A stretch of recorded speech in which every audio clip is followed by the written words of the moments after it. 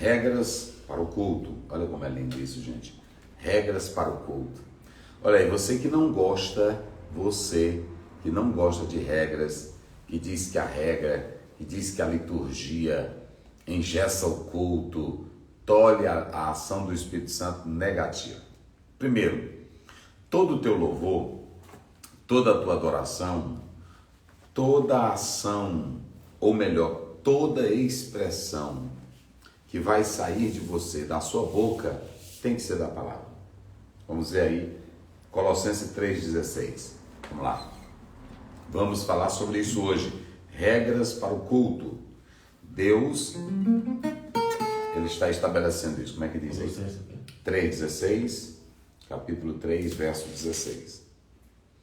A palavra de Cristo habite em vós abundantemente, em toda a sabedoria, ensinando-vos e admoestando-vos uns aos outros, com salmos. Lá vai. Quando a palavra entra, ela é quem vai trazer os salmos. O que ela vai trazer mais? Com salmos, hinos e cânticos espirituais. Com salmos, hinos e cânticos espirituais. Vamos lá. Cantando ao Senhor com graça em vosso coração. Tá vendo? Então, a palavra, quando você tem ela, a tua adoração vai ser perfeita. Vocês se lembram do que Jesus disse à mulher samaritana? Os verdadeiros adoradores adorarão o Pai em espírito e em verdade. Em verdade é pela palavra. Não há como você criar um culto pela vontade própria. Não há como você oferecer um culto do jeito que você quer, como Nadab e Abiú. O teu culto não pode ser as tuas regras, o teu querer, ou invenção de qualquer pastor, quem quer que ele seja. O culto tem que ser conforme a regra da palavra de Deus. Jesus Cristo, ele disse lá em João 7, vamos ler isso aí, 7,38. João 7,38. Quem crê em mim, como diz a Escritura. Quem crê em mim, como diz as Escrituras. Rios de água viva correrão do seu ventre. Ora, se para a salvação as regras não são as minhas, eu não posso me auto-salvar, eu não posso inventar. Da mesma forma é a adoração.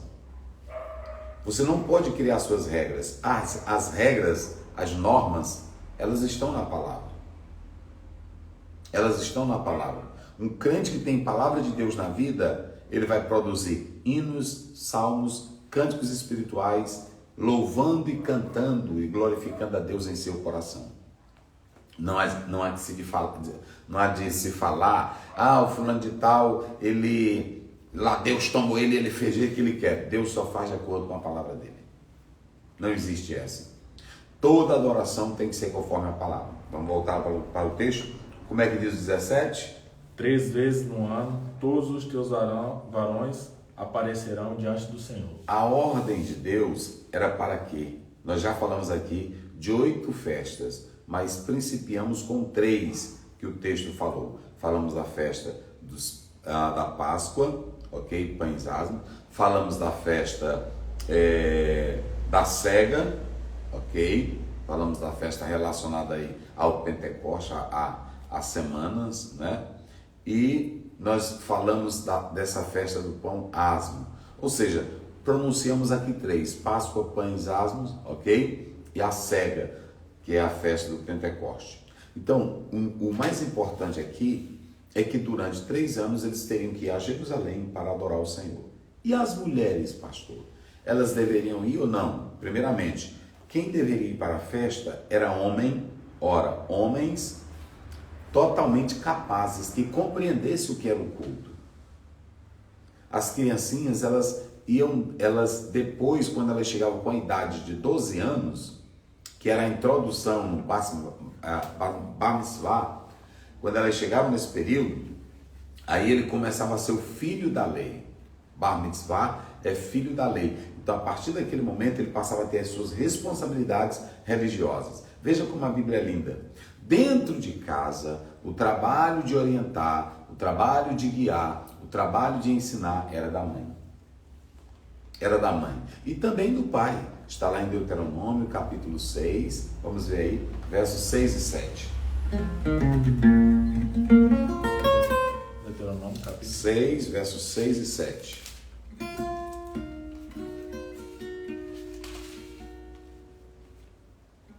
E estas palavras que hoje te ordeno estarão no teu coração, e as intimarás a teus filhos, E as intimarás aos teus filhos, e delas falarás assentado em tua casa, falarás em tua casa, e andando pelo caminho, e deitando-te deitando. e levantando-te. Aí era um ensino-aprendizagem.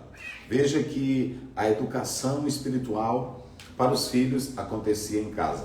A adoração, indo 3 vezes ao ano para essas festas, era para pessoas adultas que compreendessem o culto. Você não pode pensar em fazer culto como você quer. Você não pode pensar em fazer culto como você deseja. A adoração nesse culto era feita de acordo com a orientação divina. Mas as mulheres, elas poderiam ir ou a Bíblia tinha algum preconceito com elas? Vamos ver aí, 1 Samuel 1, verso 7. Vamos ver se as mulheres podiam ir ao culto ou não. Vamos lá. Regras para o culto, é isso que nós estamos falando hoje. E assim o fazia ele de ano em ano. Quando ela subia à casa do Senhor, assim a outra a irritava, pelo que chorava e não comia. Ou seja, as mulheres também poderiam, elas tinham a liberdade de ir para essas festas acompanhando os maridos. É claro que a prioridade delas era as atividades domésticas. Mas elas, se elas quisessem também fazer parte da adoração, elas poderiam. A prova está aqui em 1 Samuel. Ana subia de ano em ano, mas o marido para adorar o Senhor. Ou seja, não havia restrição. As mulheres não eram proibidas de adorar o Senhor. De maneira nenhuma. Elas poderiam participar dessa festa. A regra estava estabelecida, vejam bem, a regra estava estabelecida, os homens, mas essas regras não proibiam as mulheres de irem adorar. Deus nunca disse assim, as mulheres não podem entrar no templo, as mulheres não podem me servir, as mulheres não podem fazer isso na igreja. As mulheres sempre participaram. Eu vou lhe dar um exemplo bem claro. Na construção do tabernáculo, elas estiveram presentes. As mulheres estiveram presentes ajudando em tudo. E quando você lê a palavra de Deus em Reis, você vê lá em 2 Reis, capítulo 22, quando você olha a história de Josias, tinha uma mulher que ele mandou consultá-la, a profetisa Hulda. Quando você vai para Juízes, capítulo 4, capítulo 5, você tem mulheres de destaque, você tem Débora, você tem Jael. No livro de Samuel, a mulher que vai trazer à luz ao maior profeta, ao maior nome da história, Samuel, é Ana.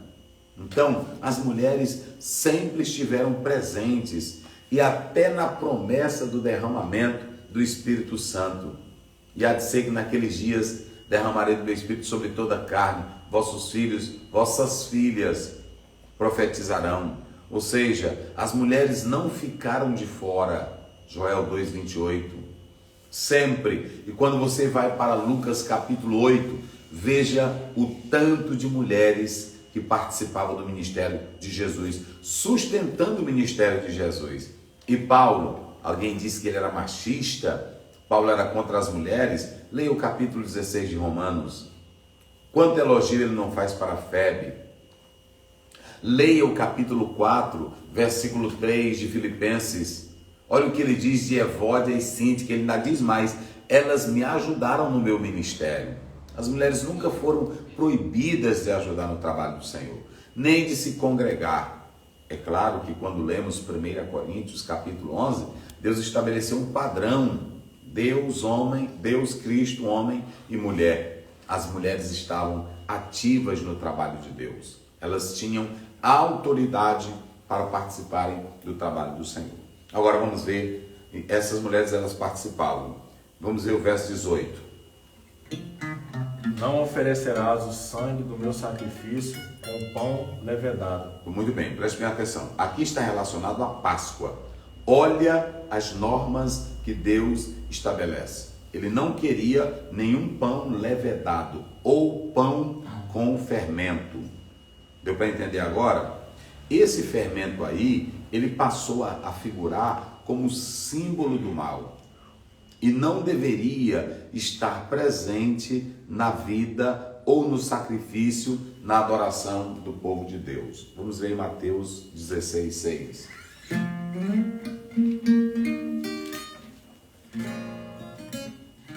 E Jesus disse-lhes: adverti e acautelai-vos do fermento dos fariseus e saduceus. Pronto. Acautelai-vos do fermento dos fariseus e dos saduceus, das falsas doutrinas. Então o fermento, ele passou a ser símbolo de mal, de corrupção, de coisa danosa. Então Deus disse assim: olha, eu não quero no meu povo, na minha adoração, nos meus sacrifícios, qualquer tipo de fermento. Então, por isso o pão deveria ser sem fermento, pão levedado, né? Não deveria ser levedado, não deveria conter o fermento, deveria ser sem fermento, né? Isso é muito interessante que nós devemos analisar isso. Pão com fermento não deveria ser oferecido no sacrifício do Senhor. É muito importante que nós atentemos para essa particularidade. Não adianta você querer adorar a Deus quando a sua vida é cheia de maldade, de atos maliciosos, de coisas ruins. Está lá em Mateus 15:19. É do coração que procedem, está lá, procedem a morte, procedem o adultério, a prostituição, o furto, procede o falso testemunho e palavras de blasfêmia. Lá está escrito que se isso proceder do teu coração, o versículo 8 vai dizer que a tua adoração será apenas de lábios. Então, Deus está estabelecendo regras. Minha adoração, meus cultos, nos meus sacrifícios, ninguém aparecerá com pão levedado, com pão com fermento. O pão tem que ser sem fermento. E aí o fermento é símbolo da maldade. Essa é a regra. Na obra de Deus tem regra. Nos cultos existem regras. Nós temos movimentos hoje aí que as pessoas não querem participar. Eu vou dizer uma coisa aqui para vocês. Olha, vocês estão vendo cultos aí escandalosos, vocês estão vendo na internet, briga de obreiros, briga de cantor em púlpito, com pastor. Isso não funciona. Sabe o que é isso? É que na verdade, muita gente não aprendeu que a adoração deve ser sem fermento. Quem tem coração puro não vai jamais escandalizar o reino de Deus, bater boca. Isso é falta da palavra. Se não tiver ensino da palavra, não adianta, gente. Não adianta. A outra regra, vamos lá no 18 ainda. Nem ficará a gordura da minha festa de noite até de manhã. Porque é o seguinte, a gordura, ela saía do animal. E caso ela fosse deixada para o outro dia, ela cheirava mal. Vocês sabiam que bênção de Deus na vida de quem não presta cheira mal? A Bíblia diz que Deus mandou o maná. E aí Deus disse assim, colham dele hoje e amanhã no Shabat vocês não vão colher. E os teimosos, os fermentados, os que não obedeciam a palavra, os que eram loucos pelas coisas, eles foram lá. E o que foi que aconteceu? A Bíblia diz que criou bicho. Olha, como é que pode o maná do céu criar bicho? É porque bênção de Deus na vida de quem não é transformado, cria bicho. Cria bicho. Não adianta pegar as coisas santas, puras e dar aos porcos, não é isso?